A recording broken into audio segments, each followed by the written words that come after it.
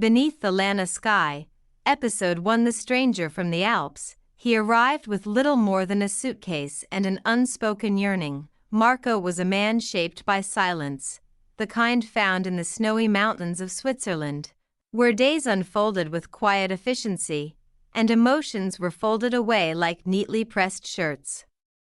For over 40 years, he had followed the expectations of his homeland: engineering, punctuality, control.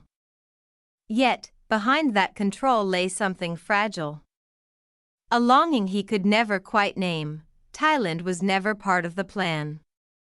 And yet, here he was, walking through the narrow streets of Lamphun, where temple bells echoed through morning mist and vendors arranged marigolds beside incense sticks. He had left his former life not out of rebellion, but exhaustion. The cold precision of the Swiss life had numbed him. The seasons repeated without rhythm. The streets were too clean. The days, too quiet in the wrong way. Lamphun was different. There were imperfections here. Uneven sidewalks. Faded paint on sacred buildings. But also, a kind of sacred disorder. He stayed. First in a guest house. Then a rented room above a shuttered beauty salon. The days were hot. The air thick. He sweat through his linen shirts, but he felt alive. By chance, or perhaps design, Marco began assisting at a small print shop that made invitation cards for monks, funerals, temple festivals, and weddings. It was run by an elderly man and his niece, Mayuree. She was graceful without trying, rooted in this place in a way Marco had never felt about anywhere. He didn't speak Thai. She didn't speak German. But in the clatter of ink rollers and the scent of fresh paper, something wordless formed between them, a quiet trust. He understood design, symmetry, color theory. She understood meaning, tone, and tradition. Where he adjusted margins, she corrected spirit. He aligned fonts, she aligned feelings. They were opposites, but they met at the edge of paper and built something new. When her uncle retired due to illness, the shop was about to close. But Marco offered to stay, to partner, to invest, and Mayuree, to the surprise of everyone in her family, said yes. The business grew slowly. Orders came in from villages across the region. Marco adapted. He learned the names of ceremonies, practiced writing Thai letters with care, and began to understand that nothing in this country worked the way he expected, but somehow, everything still flowed. They shared lunch beneath the same Bodhi tree behind the shop. Watered plants in silence. Listened to roosters echo through the alley. People began to whisper, the Farang and the local girl. Some were curious. Some disapproving. But neither Marco nor Mayuree concerned themselves with the outside. Over time, what started as professional convenience evolved into companionship. There was no grand confession, no fireworks. Just hands brushing over a sheet of golden paper. Just coffee prepared for each other in the morning. Just a silence that was no longer empty, and one day, without fanfare, they were married. The print shop transformed. No longer just invitations, now designs for weddings, cultural events, personalized poetry, temple anniversary banners. Mayuree brought beauty. Marco brought order, and then came Tara. Their first daughter was born during the dry season, when the rice fields shimmered gold and the wind carried dust instead of rain. She looked like Marco, pale, with European features, but her first cries were answered in Thai lullabies. 2 years later came Lek. She looked like her mother but had her father's fierce concentration. The girls played among stacks of cardstock, nibbling on coconut treats, coloring on the backs of old design templates. Their parents built not just a home, but a world, one woven from ink, fabric, and family. The card shop became a boutique. The boutique expanded into wedding services. Marco began importing European lace. Mayuree contacted local artisans for traditional silk and jewelry. They crafted wedding packages, a blend of old Lanna rituals and modern sensibilities. As bookings increased, they bought land outside the old town and built a small resort. A few teak cottages, a ceremony pavilion, a kitchen, and a garden of peacocks and bamboo. Their days became filled with the rhythm of business, morning meetings, afternoon flower arrangements, late night planning, and slowly, the simplicity they once cherished began to slip. By the end of the first decade, success had changed things. The resort was hosting 2 weddings a week. Guests arrived from Bangkok, Singapore, Europe. They requested elephants, fireworks, fusion menus, drone videography. Marco, always focused on systems, tried to scale. Mayuree, focused on feeling, tried to hold on to the essence, and in the middle, their daughters, Tara, now 11, had begun to question why she looked different from her classmates. Why people spoke to her in English even though she thought in Thai. Lek, just 9, was beginning to pull away, more stubborn, more curious, more resistant to the weight of their family name, and while Marco and Mayuree kept building outward, something within the family began to drift. Not broken. Not loud. Just quietly.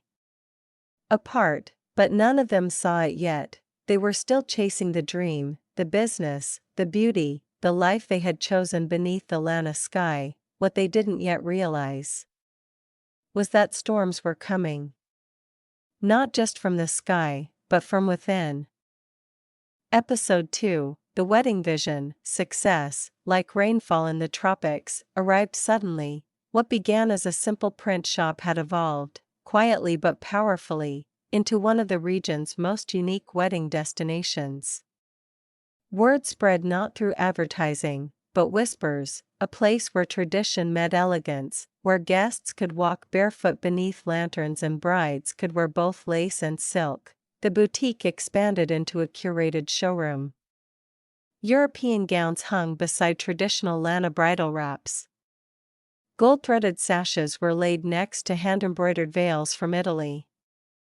It was a visual conversation, not between East and West, but between memory and possibility. Mayuree led with instinct. Marco, with structure. She designed the aesthetic. He built the scaffolding behind it. She saw the soul of a moment. He ensured it arrived on time, and still, they remained grounded. Each morning, they swept their own floors. Each evening, they walked through the gardens, noting which trees had bloomed and which had wilted. Their daughters grew up inside this rhythm. Tara learned the quiet dignity of her mother, how to fold fabric respectfully, how to bow to elders, how to read a room without words. Lek absorbed her father's precision, how to adjust lighting, balance budgets, maintain checklists with color-coded labels, but neither child had chosen this life, and as the resort gained popularity, the family became less a household, and more a production unit. Uncles, cousins, and in-laws joined the staff. Some were helpful. Some were not. Roles blurred.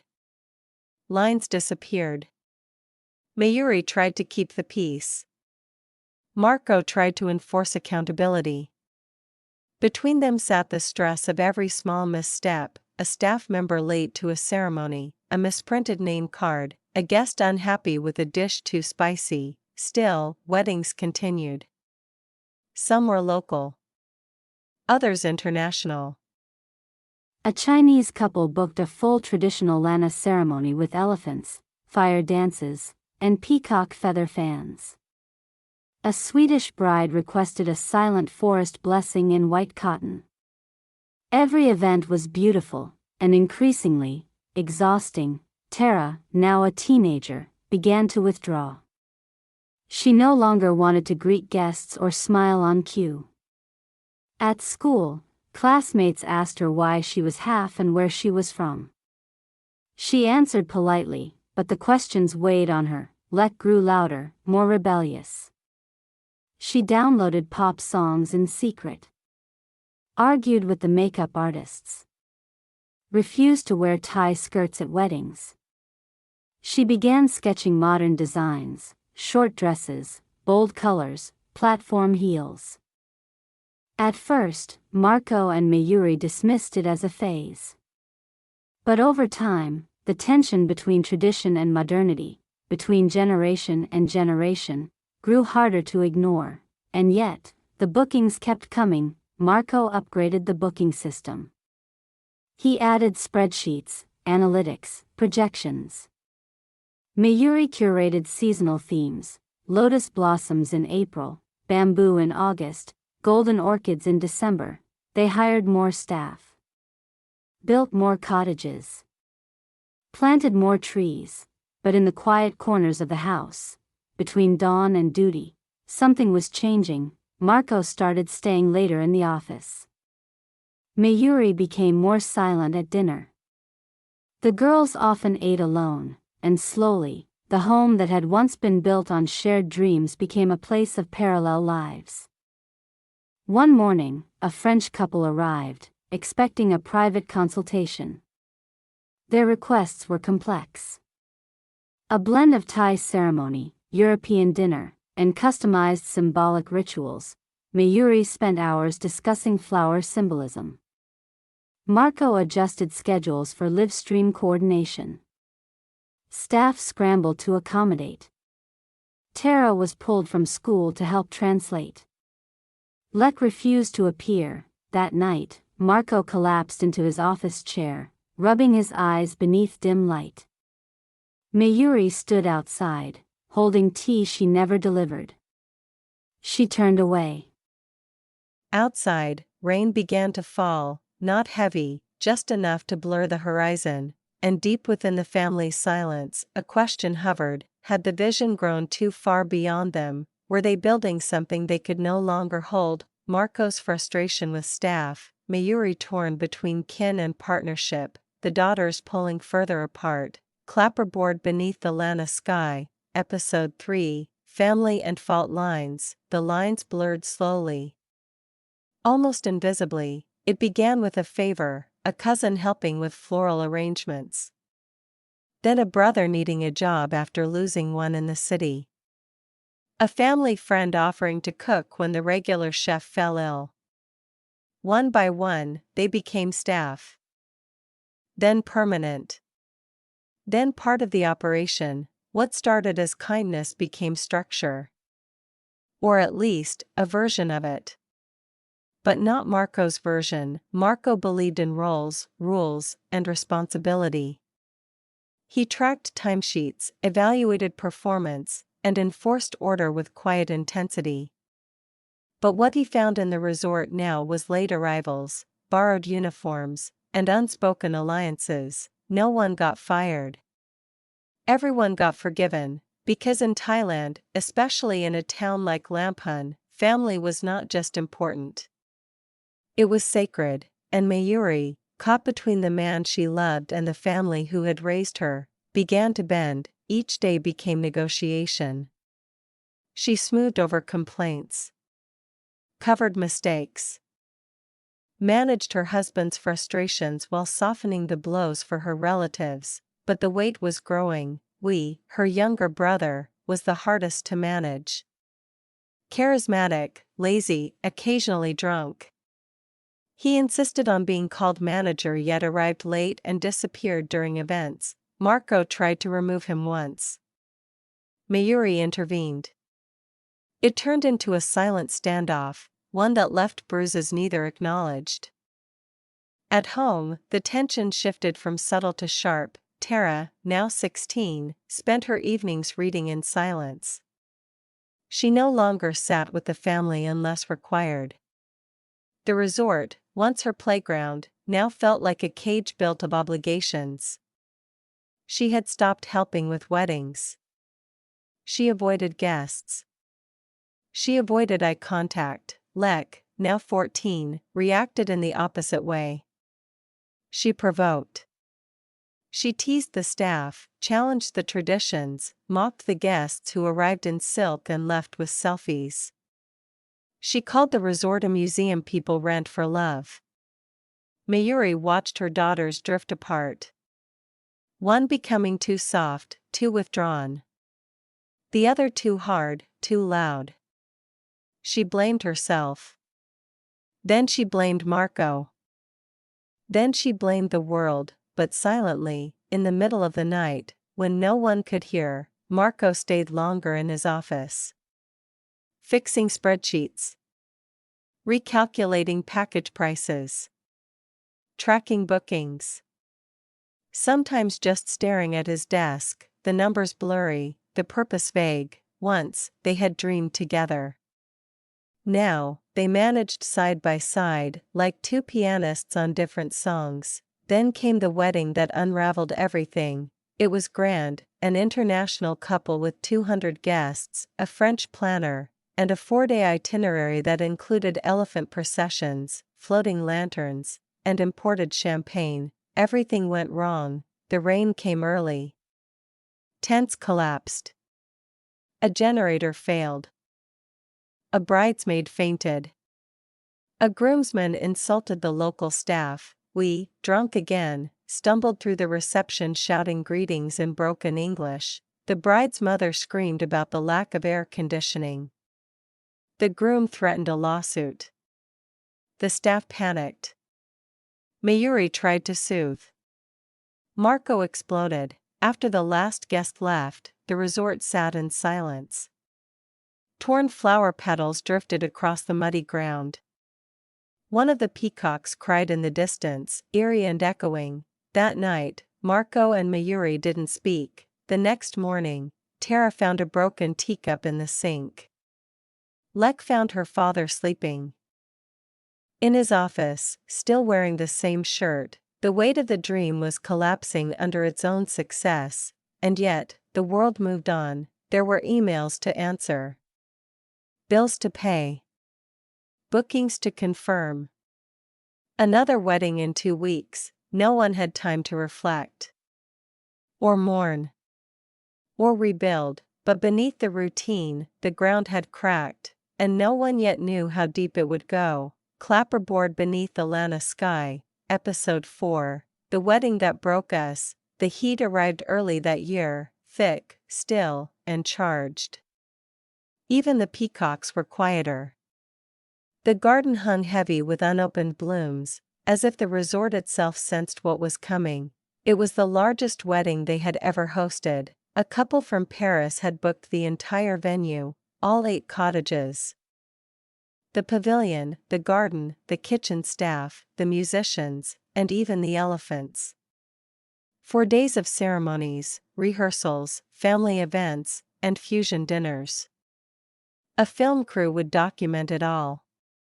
The guests, nearly 80 in number, would be flown in from 5 countries. Mayuree tried to slow things down, to simplify, but the bride's family wanted grandeur. Symbolism. Thai elegance with French luxury. Marco, ever the manager, increased staff, adjusted timelines, created emergency protocols. The girls, now well into their teenage years, were pulled in too. Tara translated documents. Lek designed mock-up menus. Everyone was involved. Everyone was on edge. We was made liaison. He showed up once, late. Shirt untucked, then vanished for days. On the first night, the lights failed, a blackout just as the welcome dinner began. Guests fanned themselves under candles. Marco ran cables through the garden. The bride cried quietly.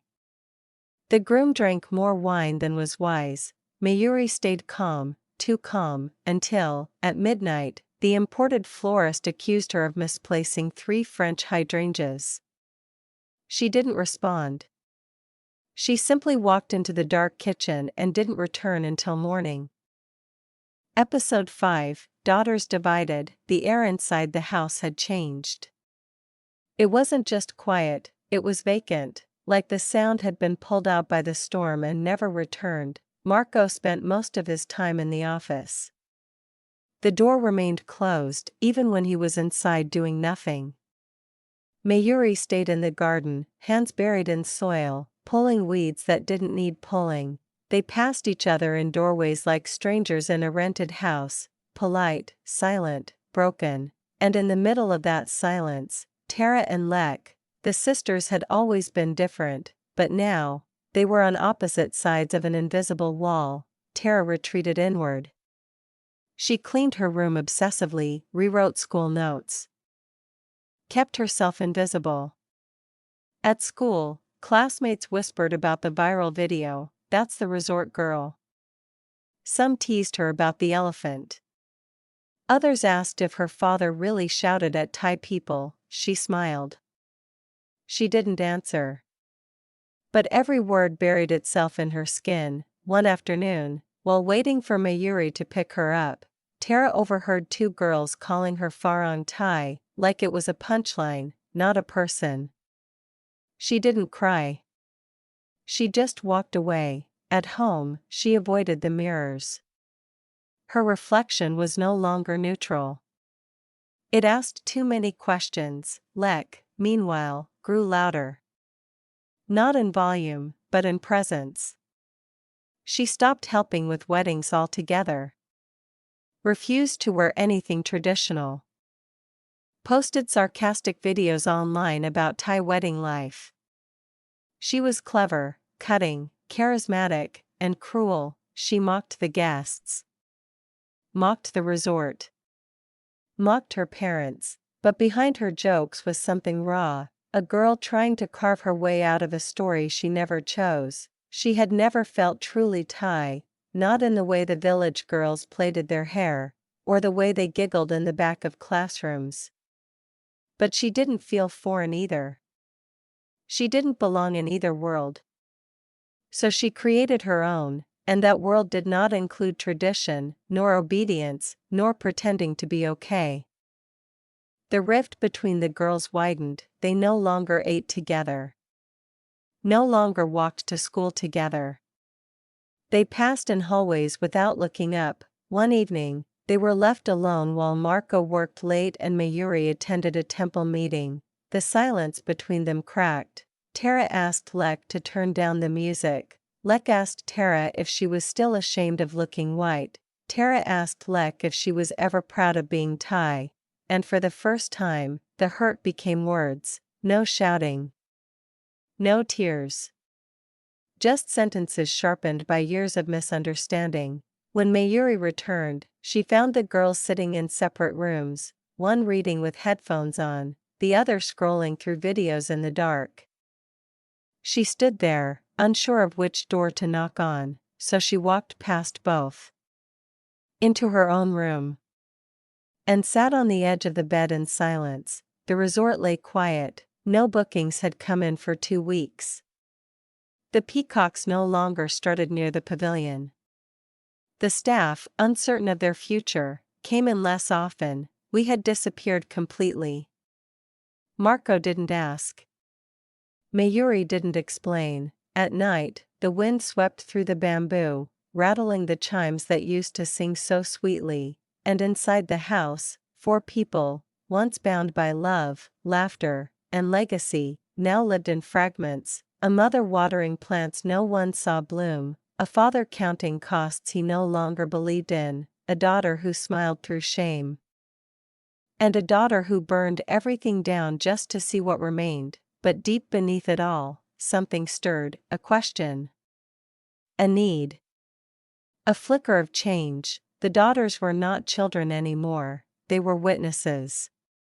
And soon, whether they wanted it or not, they would become the ones who would choose what stayed, and what was left behind. Episode 6, Collapse. It began quietly, not with shouting, but with distance. The kind of distance that comes not from travel, but from weariness. From the slow erosion of connection, from nights slept in separate beds, from conversations replaced with checklists. Marco woke earlier each morning, leaving before the others stirred. He drove to the district office, the bank, the market, anywhere that required silence and purpose. Mayuree stayed behind. She no longer asked where he went.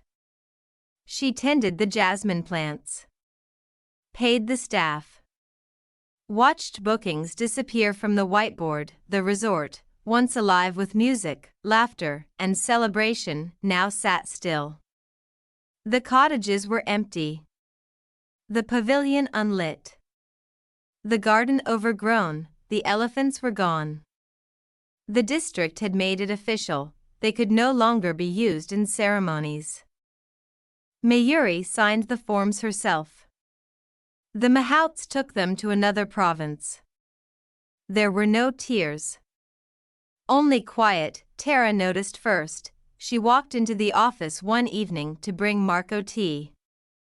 He didn't see her. He was staring at an email on his laptop. Subject line: inquiry about selling. The sender was a wedding company from Bangkok, interested in acquiring the property. He hadn't told anyone. She placed the tea silently beside him, then walked out before he looked up. That night, she sat awake under the mosquito net, staring at the ceiling fan turning slowly overhead.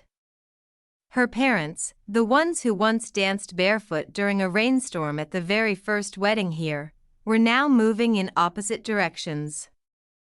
Lek had her own discovery. She overheard Mayuree on the phone, her voice low, speaking to someone she hadn't heard mentioned in years, a former classmate who now ran a boutique hotel in Chiang Mai. I just need to know how it works, Mayuree said. Not for me. For my daughters. If we decide to leave. Lek didn't ask. She didn't confront. She simply walked to her room and tore down all the sketches she had pinned to her wall, the wedding dresses, the logos, the layouts she had once dreamed of. Because if they were leaving, then why keep building? Later that week, a notice arrived, the final blow. The district had scheduled a full inspection of the resort. All licenses, building codes, permits, environmental standards. A formality, perhaps. But the message was clear: the world was watching. And waiting for them to fail. Marco said nothing when he read it. He folded the letter and placed it in a drawer that had once held wedding rings and design sketches. Mayuree didn't ask. She had seen the look before. She wore it herself. That night, they sat on opposite sides of the house, both holding cups of tea that had long gone cold. The girls, uninvited, found each other on the balcony.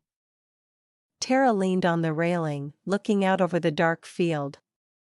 Lek sat cross-legged, scrolling without watching. They didn't argue this time. Tara spoke first, not in accusation, but in confession. I think Dad's leaving. Lek didn't look up. I think Mom's already planning it. Silence, then Tara turned. Do you want to leave? Lek didn't answer right away. She looked up at the stars, soft and pale through the haze. I don't know, she said finally. But I don't want to watch everything disappear and pretend I didn't care. Tara nodded. Then maybe we do something. Lek turned. Together? For the first time in months, they didn't feel divided, not because they suddenly agreed, but because they both realized something deeper, that this place, for all its cracks and chaos, was part of them, and maybe, just maybe, they could stop it from falling. Inside, Marco sat at the desk, drafting an email reply: "We're not ready to sell. Thank you." In the kitchen, Mayuree poured out the cold tea and opened a folder titled Resort License Archive, 2007. The house remained quiet. But the silence no longer felt like surrender, it felt like breath. Like pause before motion, and above them all, the night sky shimmered softly, as if holding space for what was about to come next. Episode 7, When Children Rise. It began with a notebook. Tara pulled it from her shelf one afternoon, a plain, cloth-bound journal she had once used for sketching ceremony ideas when she was younger. She flipped past childhood drawings of flower arches and ring pillows, and began a new page titled, New Lanna, a proposal. Meanwhile, in another corner of the house, Lek was watching video clips of eco-weddings in Bali. Outdoor ceremonies with no animals, sustainable materials, minimalist design. She opened a blank digital canvas and typed, brand redesign, nature, culture, now. They hadn't planned to work together. They hadn't spoken since that night on the balcony, but something unspoken had shifted, the realization that if they didn't take responsibility, no one would. That if they let their parents walk away without trying, they'd carry the regret forever. So, they worked, separately at first. Then together, Tara researched traditional Lanna wedding rituals, the real ones, stripped of spectacle and tourism. She talked to monks, interviewed elders, read books her mother had stored in the back room. Lek designed a new logo. Clean, modern, but echoing the curse of temple architecture.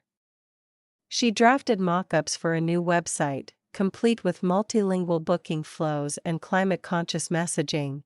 They brought back every guest review ever written. They highlighted phrases like, quiet beauty, felt like coming home, meaningful. Not flashy, those became their new values. No more elephants, no more massive guest lists, no more firecrackers or viral videos. Instead, bamboo arches, water blessings, hand-woven fabrics, farm-to-table meals. They weren't saving a resort, they were redefining it. After 3 weeks of silent planning, they called a family meeting. Marco entered the living room stiffly, expecting drama. Mayuree followed, weary-eyed, assuming more disappointment, but what they saw was different. A laptop open on the table, a slideshow queued up. 2 daughters, once divided, now standing side by side. The presentation wasn't flashy, but it was clear. Tara introduced the plan. She explained the cultural integrity, the ecological responsibility, the story the resort could tell, not as a wedding factory, but as a sanctuary for meaningful union. Lek took over the branding strategy, modern fonts, warm imagery, mobile-first design. She showed sample campaigns and ways to partner with regional artisans and NGOs to build ethical wedding experiences. They proposed repurposing the old elephant stables into meditation gardens, turning the unused guesthouses into artist residency spaces, offering local craft workshops during off-peak seasons.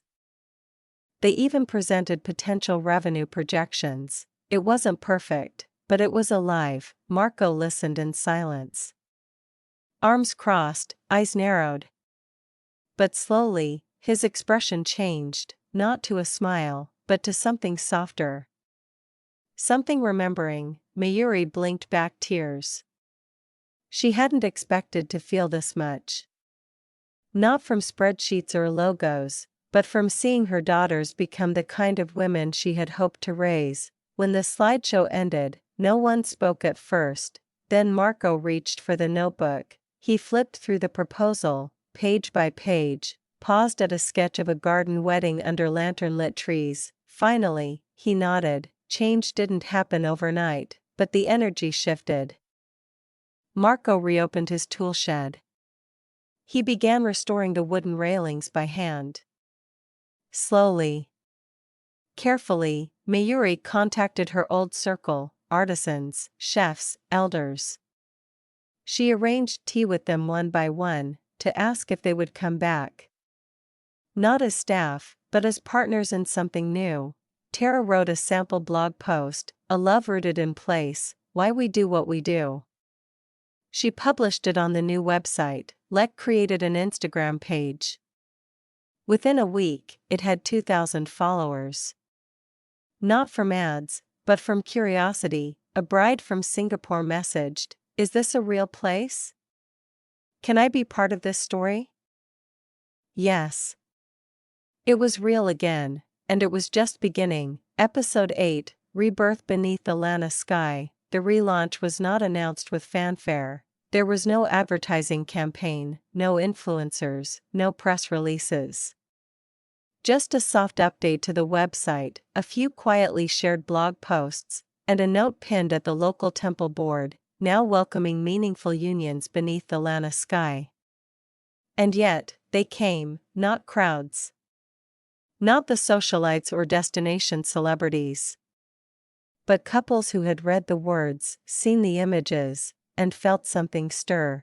They arrived with stories of love built through distance, of second marriages, of quiet dreams. The resort, once filled with noise and spectacle, now pulsed with slow breath and quiet beauty. The garden had changed. The peacocks still wandered, but the elephant paths had been replaced with stepping stones leading to meditation circles. The pavilion had no stage, only floor cushions and natural light. Bamboo arches lined the rice field, draped in indigo and handwoven cotton. Meals were prepared by local women, served in silence, and eaten by candlelight. Guests stayed longer, asked deeper questions, walked barefoot through the grounds, and spoke of ancestors, memory, and the joy of feeling seen. Tara became the resort's storyteller. She led cultural immersions, explaining the history of each tradition, not just as performance, but as inheritance. She sat with brides before their ceremonies, offering jasmine and wisdom. She did not wear uniforms. She wore herself, simply, proudly, whole. Lek became the curator of experience. She organized photographer residencies, artisan collaborations, and monthly themes. Her designs were bold, but rooted in context. She still played her music, but now as background to creativity, not rebellion. She and Tara didn't always agree. But now, they disagreed forward, building through friction, not breaking from it. Marco spent more time outdoors. He repaired the broken bench beneath the tamarind tree, the same one he and Mayuree had sat under during their early years. He sanded the old railings, repainted the faded signage. His hands, once used for blueprints, now tended to grain and wood. Sometimes he watched Tara giving a tour from a distance, her gestures soft, her words precise. Sometimes he stood at the edge of Lek's photo shoots, camera in hand, pride held quiet in his throat. He didn't say much, but he stayed, and staying, after everything, was a kind of love. Mayuree returned to the heart of the kitchen. She created menus rooted in memory, dishes her mother once made, herbs her grandmother had dried, desserts from her childhood. She taught the young cooks not just recipes, but rhythm, and at night, she walked the garden alone, lantern in hand, making sure every candle stayed lit. She no longer carried the weight of the past, she carried only what was still alive. Then came the wedding, not theirs, but one that brought the family back to its origin. A young artist couple, one from the Netherlands, the other from Tokyo, had read Tara's blog. They asked for a ceremony that was quiet, honest, and rooted in northern Thai earth. No elephants, no fireworks, no glamour, just a path through the rice field, a blessing beside the pond, and a meal with 40 guests beneath the lanterns. On the evening of the wedding, the resort glowed, not with electricity, but with presence. The sun dipped below the hills. Musicians played soft music passed down for generations. Children tossed flower petals. The bride and groom walked barefoot through the garden, holding hands as the wind danced gently through their clothes. Guests wept, not from spectacle, but from stillness. Under the tamarind tree, Marco and Mayuree sat together once again. No titles, no tension. Just two people who had weathered every kind of storm, and who now watched their daughters carry everything forward. Tara stood at the head of the table, raising a glass of herbal wine. Lex stood behind the camera, capturing the way the sunset turned every face golden. No one said it, but everyone felt it. Something had returned, not what was lost, but what was true. A legacy not of business or branding, but of choosing to stay when it would have been easier to leave. Of building a home, not in walls or bookings, but in belonging. As night fell, the lanterns rose, dozens of them, gliding upward into the warm northern sky. Marco reached for Mayuree's hand. She smiled, not because everything was perfect, but because something had survived. And beneath that sky, the same one that had watched them fall in love, build, collapse, and rise again, their story continued, not as a memory, but as a living, breathing place, a place where love was not a product, but a promise.